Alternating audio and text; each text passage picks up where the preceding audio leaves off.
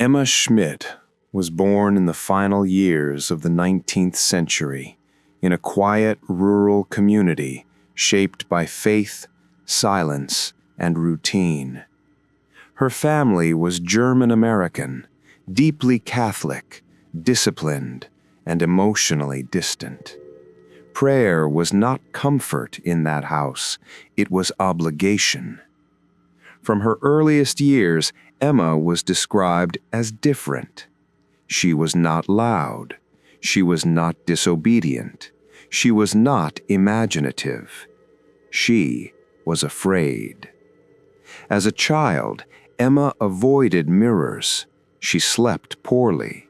She spoke rarely and watched constantly, as if something unseen occupied the corners of every room.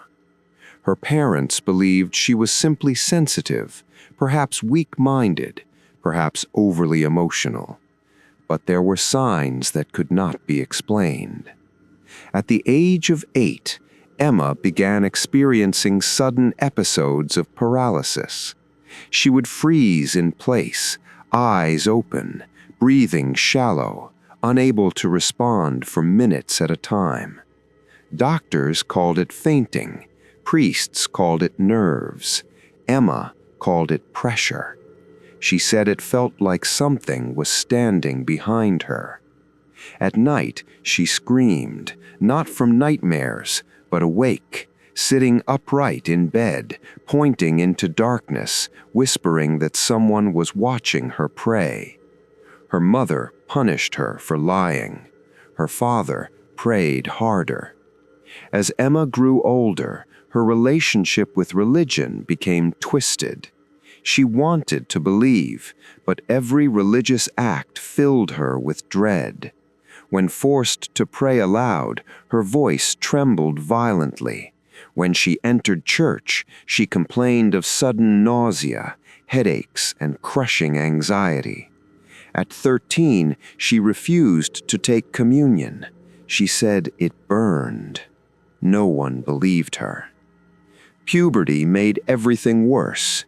Emma's moods became unpredictable. She withdrew completely from friends. She avoided touch. She spent hours alone, staring at walls, whispering under her breath in conversations no one else could hear. She began confessing sins she had not committed. And then, slowly, something changed. Emma developed a sudden and violent hatred for sacred objects. She tore down holy images in her room. She smashed a rosary and hid the pieces beneath her bed. When confronted, she claimed she did not remember doing it. She began to curse, words no one had ever taught her. Her parents sent her to doctors, then to specialists, then to institutions. Each diagnosis was different. Each treatment failed. Emma's body weakened. Her appetite disappeared. She lost weight rapidly, surviving on almost nothing. Yet she did not die. Instead, she endured. By her early 20s, Emma spoke openly of a presence within her. She said it had been there for years. She said it watched her grow. She said it waited until she was old enough to understand fear. She said it hated God, and it hated her. Her family dismissed it as madness, but madness does not answer questions before they are asked. Madness does not know names. Madness does not speak Latin prayers backwards with perfect precision. Emma did, and something inside her was only beginning to wake. Emma Schmidt was 23 when the doctors finally admitted they could no longer help her. By then, her condition had become impossible to ignore. What had once been fear had turned into hostility. What had once been silence had turned into eruptions of rage, so sudden and violent that nurses restrained her for their own safety. She was moved between clinics and institutions, each one promising answers, each one delivering only confusion. Physicians diagnosed hysteria. Psychiatrists labeled her delusional. Some whispered schizophrenia, though her symptoms did not fit. Emma cooperated with examinations. She answered questions calmly. She showed no disorganized thinking. Her memory was sharp, her intelligence intact. Until religion entered the room. The moment a priest was mentioned, her pulse spiked, her pupils dilated, her hands shook uncontrollably. She vomited at the sound of prayers being spoken nearby, even when they were whispered outside the ward. Once, during an evaluation, a doctor casually placed a small crucifix on a desk behind her. Emma stiffened instantly. She turned around. She screamed.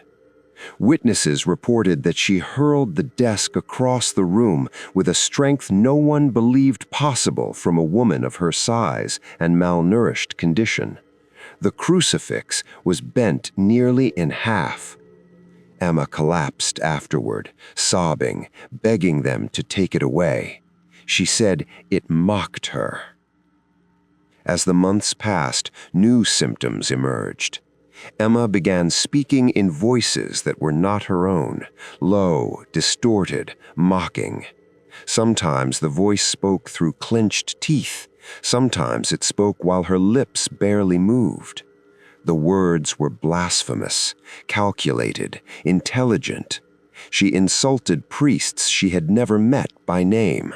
She revealed private information about staff members, affairs, secrets, hidden guilt. Investigations later confirmed several of these details were accurate. No one could explain how she knew. Nurses reported that Emma would sit motionless for hours, then suddenly recite Latin phrases with perfect grammar and pronunciation, despite never having studied the language. When asked how she learned it, she laughed. Not Emma's laugh, a dry, amused sound. Her isolation deepened. Other patients were moved away from her room. Staff rotated shifts to avoid prolonged exposure. Some refused to work near her at all.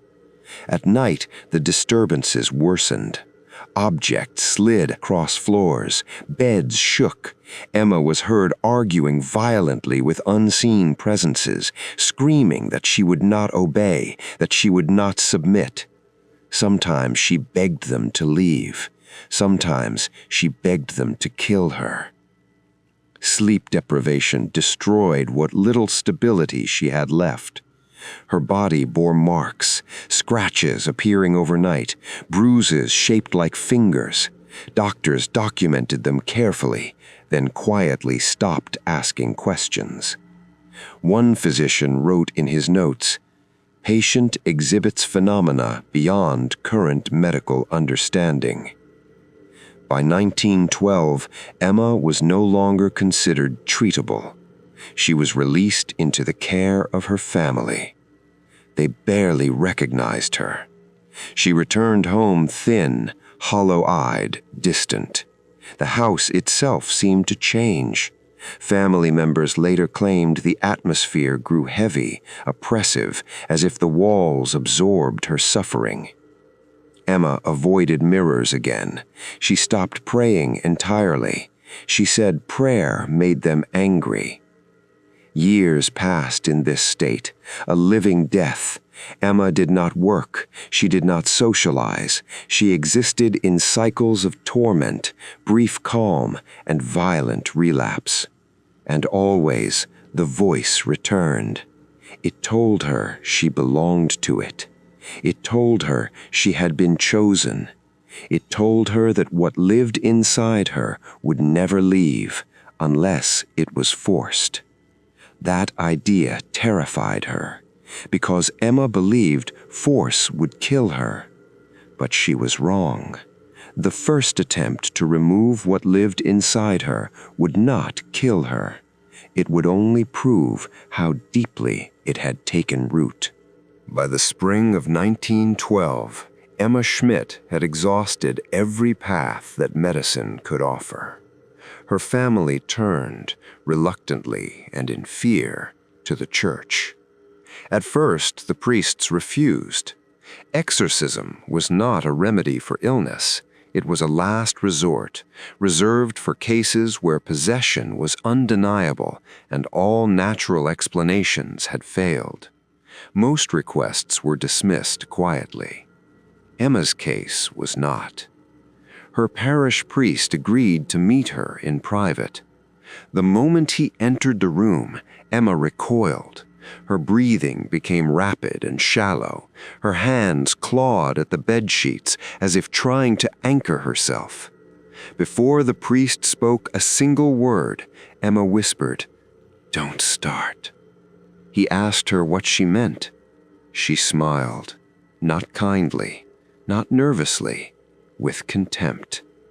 When he began the Lord's Prayer, Emma screamed so loudly that neighbors later claimed they heard it through closed windows and walls. Her body convulsed violently. Her head snapped backward at an unnatural angle. A voice emerged, low, controlled, deliberate. "You have no authority here." The priest stopped praying. Emma laughed. The priest attempted a minor rite of exorcism, authorized only for cases of suspected spiritual oppression. He placed his hand on her head and began reciting Latin prayers. Emma's body reacted instantly. Her muscles tensed, her jaw locked, her arms pressed flat against the bed as if held down by an invisible weight. Her eyes rolled back until only the whites were visible. The voice spoke again, this time in Latin. Flawless, precise, mocking. It corrected the priest when he mispronounced a phrase. It named him. It spoke of his childhood. It mentioned a sin he had confessed years earlier, known only to himself and God. The priest staggered backward. Emma's body lifted slightly off the bed, not levitating fully, but rising in short, jerking movements, as though something beneath her was testing its strength. When holy water touched her forehead, her skin reddened instantly, forming raised welts that resembled letters before fading. The priest fled the room. He later described the experience as an encounter with a will that was not human. The minor exorcism was abandoned. Emma was left alone with what lived inside her. For 16 years. 16 years of silence, deterioration, and unseen war. During those years, Emma learned something terrifying. The entity did not simply occupy her, it waited. And when it finally allowed the church to try again, it would not be unprepared. After the failure of the first exorcism, Emma Schmidt disappeared from public life. No hospitals would take her. No priests would intervene. No institution wanted responsibility. She lived quietly, moving between relatives, always unwelcome, always feared. Her presence disrupted homes. People complained of strange noises, sudden illness, violent moods that seemed to infect the atmosphere itself. Emma learned to stay silent. Outwardly, she appeared withdrawn but stable. Inwardly, the war never stopped. She later described those years as imprisonment. The entity spoke to her constantly, not always with threats, sometimes with persuasion. It promised relief if she surrendered. It promised peace if she abandoned resistance. It mocked her faith, reminding her that God had allowed her suffering to continue unchecked. On certain nights, the voice grew louder. Emma said it pressed against her chest until she could not breathe. It forced her to the floor. It twisted her body into positions that left her unable to walk the next day. She bore scars no one could explain. Scratches appeared in groups of 3. Bite marks formed where no mouth had been. Words carved themselves into her skin, then vanished. She stopped trying to remove them. During this time, Emma developed an extreme aversion to churches. She could not approach them without collapsing. Bells caused immediate migraines. Hymns made her vomit. Even the mention of confession triggered violent shaking. Yet, paradoxically, she longed for relief. She prayed silently, afraid to speak aloud. She begged God not for healing, but for death. But death did not come. As the years passed, the entity changed tactics. It became patient, strategic. It stopped overt violence and focused on erosion. It isolated her from family. It destroyed her sense of time. It convinced her that resistance was pointless. Emma later admitted there were periods where she almost gave in. Those were the moments the entity revealed its true nature. It showed her images, not hallucinations, but intrusive visions of decay, fire, screaming faces twisted in agony. It whispered names she did not recognize, places she had never been. It told her it was not alone. By the mid-1920s, Emma's physical condition had deteriorated severely. She barely ate. Her body was frail, her joints stiff, her skin pale and translucent. Doctors revisited old diagnoses. Nothing fit. Then something unexpected happened. Emma reached out. Through intermediaries, she contacted a priest who had heard fragments of her story. She did not ask for help. She asked one question. Is it possible for an exorcism to take weeks? The priest hesitated. Yes, he said, sometimes longer. Emma nodded. They won't leave easily, she said. There is more than one. This time, the church listened. After careful review of testimonies, medical records, and eyewitness accounts spanning decades, finally approval was granted for a full, solemn exorcism. Not in public, not in a church, but in a secluded Franciscan convent in Erling, Iowa. Far from attention, far from interference, far from anyone who could stop it once it began. Emma was informed of the decision. For the first time in years, she smiled, not because she was hopeful, but because she knew the battle was finally coming. And she also knew something else. Whatever lived inside her had been waiting too. The journey to Erling, Iowa, took place in silence. Emma Schmidt was weak, barely able to walk without assistance. Her movements were slow, deliberate, as if conserving what little strength remained. Those escorting her noticed that she avoided looking at churches they passed along the road, turning her head away, pressing her fingers into her temples as though in pain. As they approached the Franciscan convent, Emma stopped walking. She stared at the building from a distance. Her hands began to tremble. "They know," she whispered. The priests exchanged glances. No one had told her where she was being taken. The convent was chosen specifically for its isolation. Thick stone walls, few windows, simple rooms, silence enforced by routine and prayer. It was a place meant to remove distraction and to contain whatever might emerge. Emma was given a small room on the upper floor, a narrow bed, a chair, a crucifix fixed to the wall. She refused to enter at first. Only after the crucifix was covered did she step inside. The exorcism was scheduled to begin the following morning. That night, the convent did not sleep. Nuns reported unexplained footsteps in empty corridors. Doors opened and closed on their own. A low humming sound echoed through the halls, growing louder near Emma's room. Emma herself did not rest. She later said the entity inside her was enraged. It raged that it had been betrayed. It threatened those who had brought her there.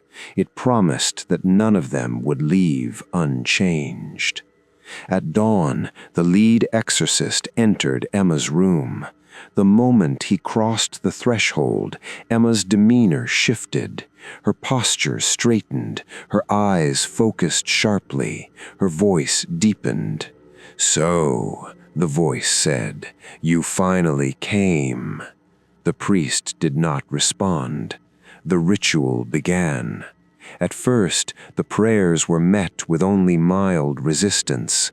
Emma winced. She clenched her fists. Her breathing grew labored. Then, without warning, her body stiffened violently. Her spine arced. Her fingers curled inward. Her jaw locked. A guttural sound escaped her throat, a sound that did not resemble speech, but intention. As the Latin prayers continued, Emma began to laugh. It was not hysterical, it was amused. The voice mocked the ritual, reciting prayers alongside the priest, not in unison, but just a fraction of a second ahead, as if anticipating every word. When holy water was sprinkled, Emma's skin reacted instantly. Raised red marks appeared across her arms and chest, forming patterns that resembled writing. The priest ordered them to continue. Emma screamed. The sound echoed through the convent, sharp and piercing, causing several nuns to collapse in fear. Windows rattled, candles flickered violently, though no wind was present. The entity spoke clearly now. It identified itself. Then another voice interrupted it. Then another.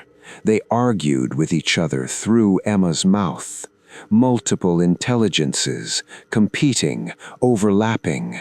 The exorcists realized with growing dread that this was not a single possession, it was a convergence. The first session lasted hours. When it ended, Emma lay motionless, drenched in sweat, barely breathing. Her body was covered in fresh bruises and scratches. The exorcists were exhausted. The ritual had barely begun, and already the entity had shown them its strength. They ordered rest. They would continue the next day. As they left the room, Emma opened her eyes. She smiled faintly. "They won't all go," she whispered. Then she closed her eyes and fell unconscious. The first week of the exorcism stripped away any illusion that this would be brief. Each morning began before sunrise. The priests fasted. They prayed separately before entering Emma's room, steeling themselves for what awaited them. By the third day, exhaustion was already visible in their faces. Emma was restrained to the bed, not out of cruelty, but necessity. The moment the prayers began, her body reacted as if under attack. Her muscles tightened with such force that the leather straps creaked. Her back arched so violently that 2 men were required to hold her in place. Her head snapped side to side, her teeth grinding so hard that blood filled her mouth. The voices returned immediately. Sometimes they spoke together. Sometimes they argued. Sometimes they fell silent, listening. One voice claimed to be ancient. Another claimed to know Emma since childhood. Another refused to speak at all, responding only with laughter. They mocked the priests by name. They ridiculed their faith, their doubts, their private fears. When a priest hesitated, even briefly, the voices pounced, taunting him for his weakness. Emma herself drifted in and out of consciousness. When she surfaced, she cried. She begged them not to stop. She begged them not to listen to the voices. She begged God for forgiveness for things she did not understand. Her body bore the cost of the struggle. Scratches appeared during the prayers, lines forming as if dragged by invisible claws. Bruises bloomed beneath her skin without impact. At one point, a bite mark appeared on her shoulder, human in shape, but far too large. The priests documented everything. They had to. By the fourth day, something changed. The entity began to negotiate. It claimed Emma would die if the ritual continued. It claimed her heart would fail. It claimed her body could not endure what was coming. Doctors were summoned. They examined Emma between sessions. Her vital signs were weak but stable. Her condition defied expectation. She should not have survived. Yet she did. On the fifth night, the manifestations escalated. The room grew unnaturally cold. Breath became visible. Candles sputtered and extinguished themselves one by one. A stench filled the air, thick, rotten, unmistakable. Emma's body lifted partially off the bed, not smoothly, jerking, straining, as if something beneath her was trying to pull her upward. One priest was thrown backward without being touched. Another felt his throat tighten as if hands were closing around it. They continued. They had no choice. On the seventh day, the voices screamed in unison, a sound so loud and piercing that it echoed through the convent and carried into the surrounding countryside. Nearby residents later reported hearing something like an animal being slaughtered. When the session ended, Emma was unresponsive. They believed she might be dead. Then she inhaled sharply. Her eyes opened. For the first time, she spoke clearly in her own voice. "It hurts," she whispered, "but they're afraid." The priests exchanged glances. That night, Emma slept for nearly 6 hours. It was the longest rest she had had in years. The first week ended with a realization none of them wanted to voice aloud. This was not a single battle. It was a siege, and the hardest part had not yet begun. The second week began with silence. When the priests entered Emma's room, she lay still, eyes open, breathing slowly. For a moment, they believed something had changed. Then she smiled. The smile did not reach her eyes. As the ritual resumed, the voices returned, calmer now, measured, calculating. The frenzy of the first week was gone. In its place was precision. The lead exorcist demanded names. At first, the voices laughed. Names in exorcism were not curiosity, they were leverage. To name was to expose was to weaken. Emma's body began to shake violently. Her jaw clenched. Then one voice spoke. A name was given. The priests recorded it. Immediately, Emma screamed as if struck. Her body convulsed, slamming against the restraints. Blood ran from her nose and ears. The entity had made a mistake. More names followed, each one extracted with force, each one met with violent retaliation. Some voices claimed to be spirits of the damned. Others claimed to be something older, something that predated Emma entirely. One voice identified itself as the first to enter her, invited during childhood trauma, sustained by fear and isolation. Another claimed authority. It said it had legal right. When asked to explain, the voice accused Emma of sins committed under coercion, insisting consent had been given. Emma screamed that it was lying. The priests continued. With every prayer, the air in the room seemed to thicken. The temperature fluctuated wildly. Metal objects vibrated faintly. At one point, the crucifix on the wall turned upside down with an audible crack. No one touched it. The voices grew angrier. They threatened the priests' families. They described accidents that would happen if the ritual continued. When those threats failed, the voices turned inward. They accused Emma of betrayal. Her body bore the punishment. Her skin blistered where holy water touched it. Raised letters appeared across her chest, spelling words in languages no one recognized. Some marks matched ancient scripts, later identified by scholars. Emma lost consciousness repeatedly. Each time she returned, weaker. Doctors again urged caution. The priests refused to stop. On the 10th day, something unprecedented occurred.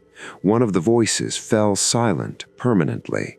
After a prolonged session of intense prayer, Emma's body stiffened, then went limp.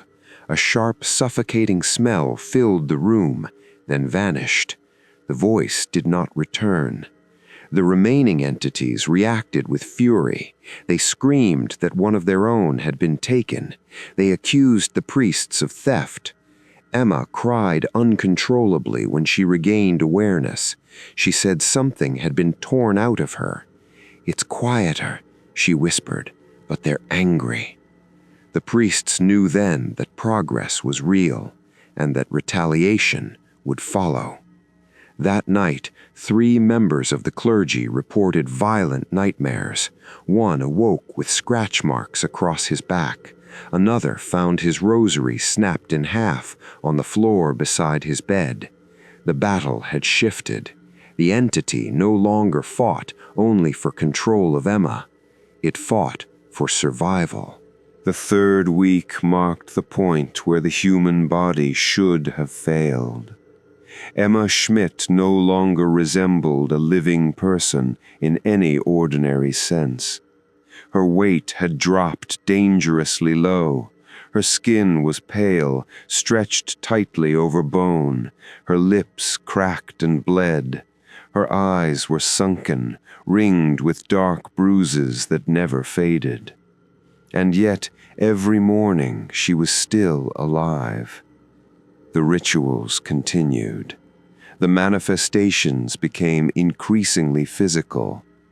During prayer, Emma's body twisted violently, contorting into positions that defied anatomy. Her spine arched backward until her head nearly touched her heels.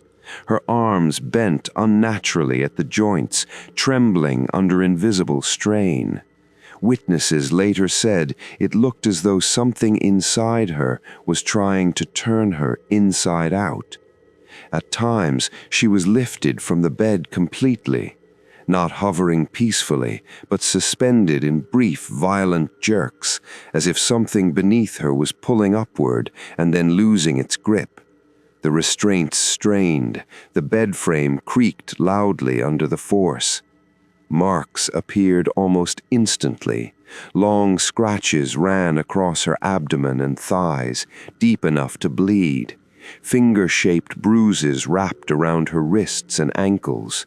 At one point, 3 parallel lines burned themselves into her skin, glowing red before fading to black and then disappearing entirely.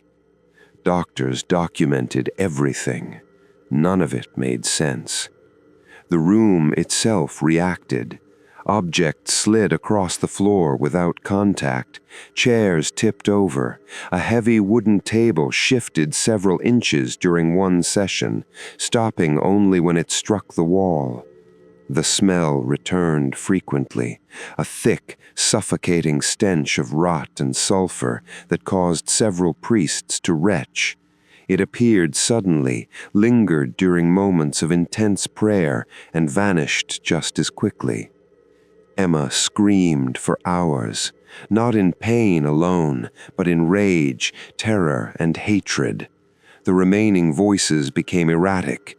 They interrupted one another. They contradicted themselves. Their authority was slipping. One priest collapsed mid-session, overcome by exhaustion and fear. Another suffered chest pain and had to be removed from the room. The ritual paused briefly, not by choice, but necessity. Emma lay motionless. For a moment, there was hope. Then she laughed. The laughter was thin, cracked, exhausted, but triumphant. "You're breaking," the voice said. "She won't last." The priests returned. They intensified the prayers. That was when Emma's body finally gave out. During a prolonged session late at night, her breathing slowed dramatically, her pulse weakened, her skin grew cold to the touch. A doctor checked for signs of life and found almost nothing. They believed she had died. The room fell silent. Then, suddenly, Emma gasped. Her body convulsed violently, arching upward with a force that threw two men backward. Her mouth opened wide, and a sound emerged that witnesses later struggled to describe. It was not a scream. It was many voices leaving at once. The air in the room grew unbearably cold. Candles extinguished themselves. A pressure filled the space, crushing, suffocating, as if the walls were closing in. Then it stopped. Emma collapsed. She did not move. For several minutes, no one spoke. Then she began to breathe. Shallow, weak, human. When she opened her eyes, she wept. "They're fewer, but the worst one is still here." The priests knew what that meant. Everything that had happened so far had been preparation. What remained would not leave quietly, and it would not leave without taking something with it. After the collapse of the third week, the exorcism changed in tone. The chaos was gone. In its place was something far more terrifying. Silence.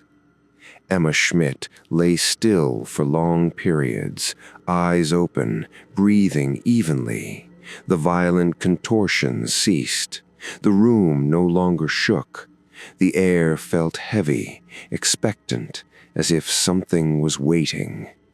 The priests knew this pattern. What remained was not panicking. It was watching. When the ritual resumed, only one voice answered. It did not scream. It did not mock. It spoke calmly, deliberately, with authority. It claimed no name. When demanded to identify itself, it replied, "Names are for those who fear being remembered." This presence spoke rarely, choosing its moments carefully. When it did speak, it addressed the lead exorcist directly, dismissing the others as irrelevant. It claimed Emma was empty without it. It claimed it had shaped her. It claimed it had protected her from worse things. Emma screamed that it was lying. The entity responded by tightening its control. Her body stiffened instantly. Her breathing slowed to the point of suffocation. Her lips turned blue. Her pulse became erratic. The priests intensified their prayers. The entity laughed quietly. "You are late. She was mine long before you noticed." At the mention of Christ's authority, the room reacted violently. The temperature dropped so fast that frost formed along the edges of the metal bed frame. Emma's breath crystallized in the air. The crucifix on the wall vibrated, rattling loudly, then fell to the floor. The entity roared, not in anger, in pain. Emma's body convulsed, rising sharply off the bed in a rigid arc, her heels and head the only points of contact. Her spine bent unnaturally. Her mouth opened wide, but no sound came out. The priests continued. The entity resisted with everything it had left. It flooded Emma's mind with visions, fire, screaming, endless falling. She clawed at her own skin, begging them to stop, begging them to kill her instead. They refused.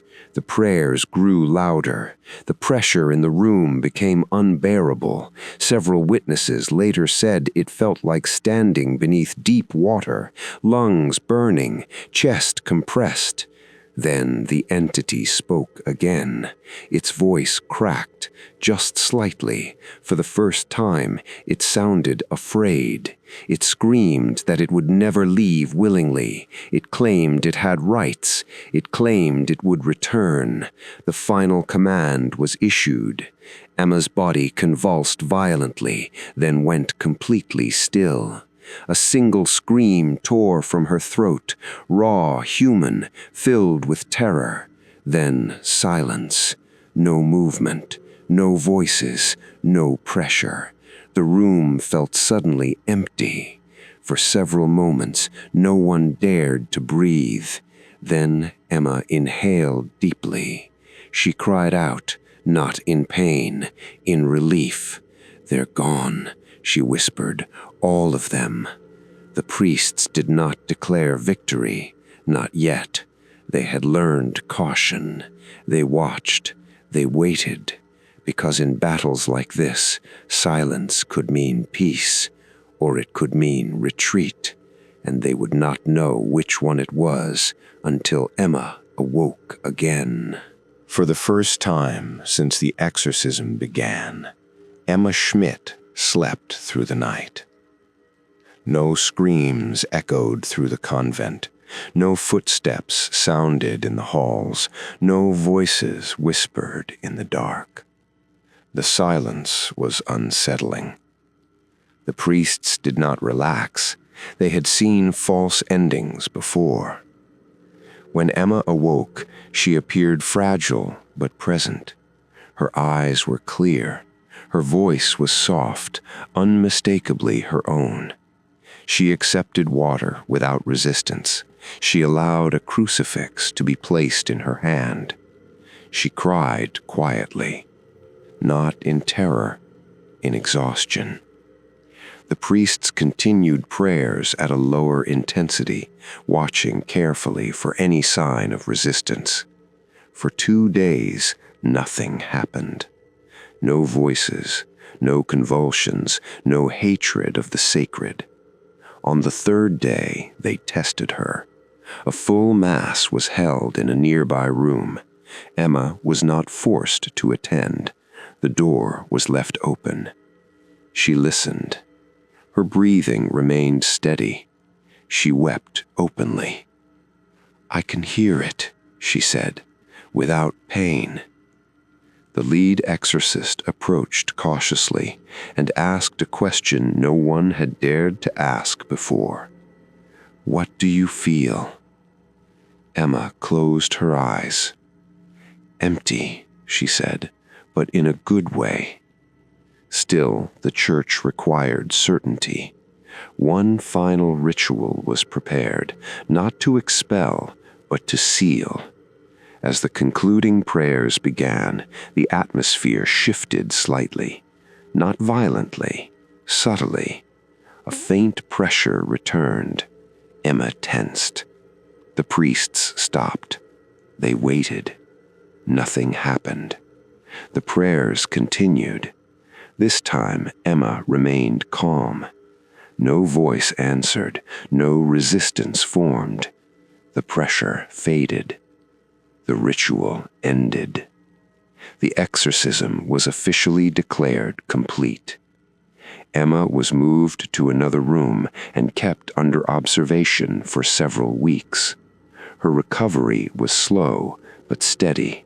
She began eating regularly. Her strength returned gradually. Her sleep normalized. No further manifestations occurred. No voices returned. No physical marks appeared. Doctors examined her repeatedly. Her condition improved in ways they could not explain. Priests visited daily. Emma participated willingly. She prayed. She laughed softly. She spoke of plans, simple things, modest hopes.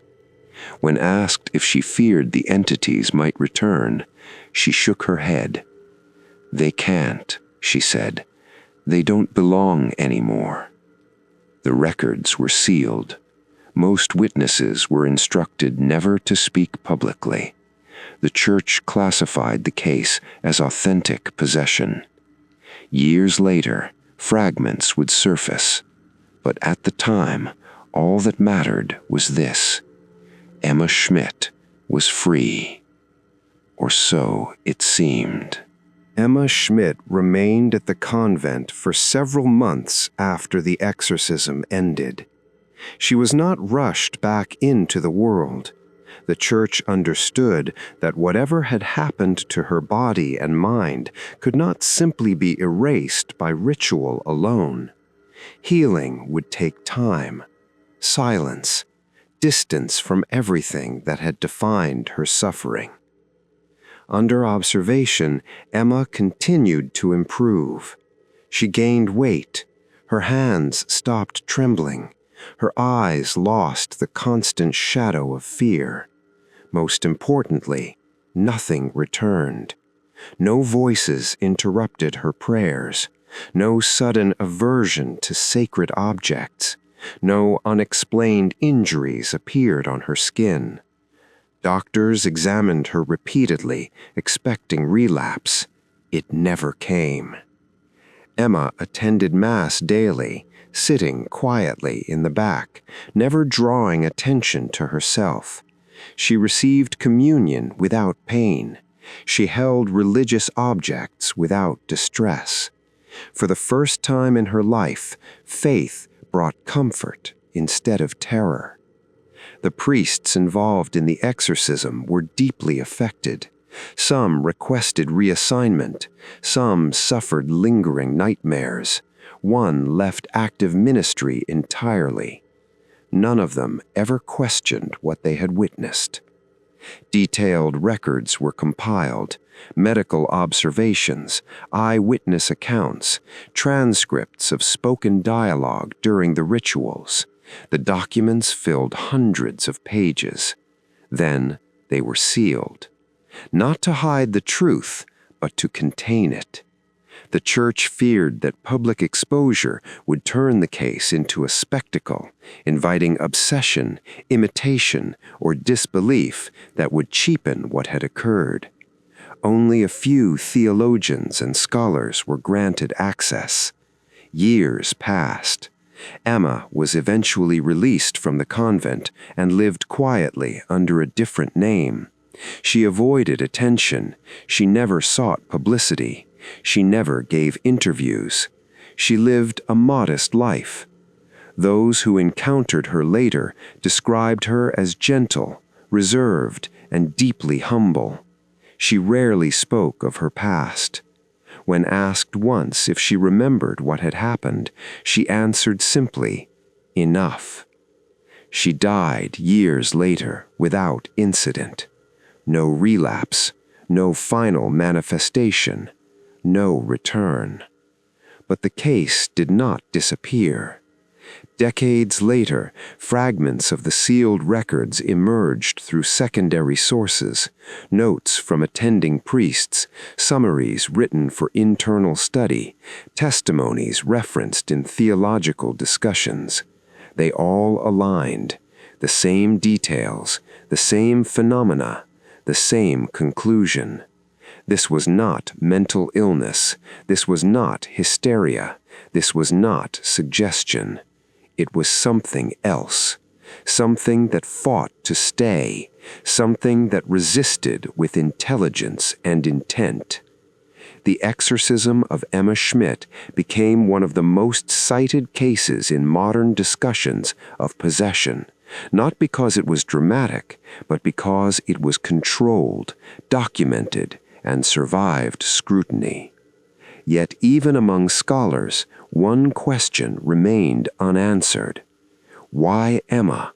Why her? The records offered no definitive explanation, only a pattern: prolonged trauma, isolation, spiritual neglect, and time. The Church never claimed that possession was common, only that it was possible, and that when it occurred, it left scars not only on the possessed, but on everyone who stood close enough to witness it. The final chapter of The Exorcism of Emma Schmidt does not end with noise. It ends with quiet. After her death, the world continued as it always had. Wars were fought, nations rose and fell, science advanced, psychology refined its language, faith was questioned, dismissed, reinterpreted. But the case of Emma Schmidt did not fade. It lingered. Among theologians, her story became a reference point, not sensational, not exaggerated, but disturbingly consistent. The documentation was too detailed, the witnesses too many, the timeline too long. Skeptics examined the records and found no evidence of fraud, no signs of mass hysteria, no financial motive, no desire for attention. There was nothing to gain, only something to survive. Medical professionals who later reviewed the case struggled with its implications. Emma's symptoms overlapped with known disorders, but never fully aligned. Her knowledge of languages she had never studied, her awareness of personal details she could not have known, her physical endurance under conditions that should have caused death. None of it fit. And then there was the most troubling detail of all. Emma did not want to be possessed. She fought for decades. She resisted when surrender would have been easier. She endured when escape was offered through submission. She sought help, not for attention, not for validation, but because she believed something inside her did not belong. That distinction mattered. The priests who survived the exorcism carried the experience with them for the rest of their lives. Some spoke privately of a shift in how they understood evil, not as chaos, but as structure, not as madness, but as intent. One wrote later that the most terrifying aspect was not the violence, it was the intelligence, the ability to wait, the patience, the sense that whatever had entered Emma did not act randomly, but strategically, slowly eroding her over time, waiting for the moment when resistance would weaken. And yet, it failed. That failure is what made the case endure, not because evil appeared, but because it lost. Emma Schmidt never claimed to be special. She never claimed to understand why she was targeted. She never claimed to have insight into what had happened beyond what she endured. When asked late in life if she feared the darkness returning, she answered quietly, "No, I know what it feels like when it's gone." The Church never reopened the case. They never sought another like it. They never used it as proof. They treated it as a warning, a reminder that some battles exist at the edges of understanding, where medicine, psychology, and faith intersect but do not fully overlap, and that sometimes the most disturbing stories are not those with uncertain endings, but those with endings that are too clear, because clarity removes the comfort of doubt. The room in the convent where the exorcism took place was never repurposed. It remains unchanged, empty, silent, not because it is feared, but because it is respected, as a place where something unseen was confronted and forced to leave. The Exorcism of Emma Schmidt remains one of the most thoroughly documented, carefully controlled, and deeply unsettling cases in modern history, not because it proves the existence of demons, but because it proves that something fought, intelligently, deliberately, to stay, and that a single human being endured long enough to make it stop. That is her legacy. Not possession, not horror, but survival. And the unanswered question that remains long after the records were sealed and the witnesses gone: if this happened once, how many times has it happened without anyone noticing? And how many doors are still open?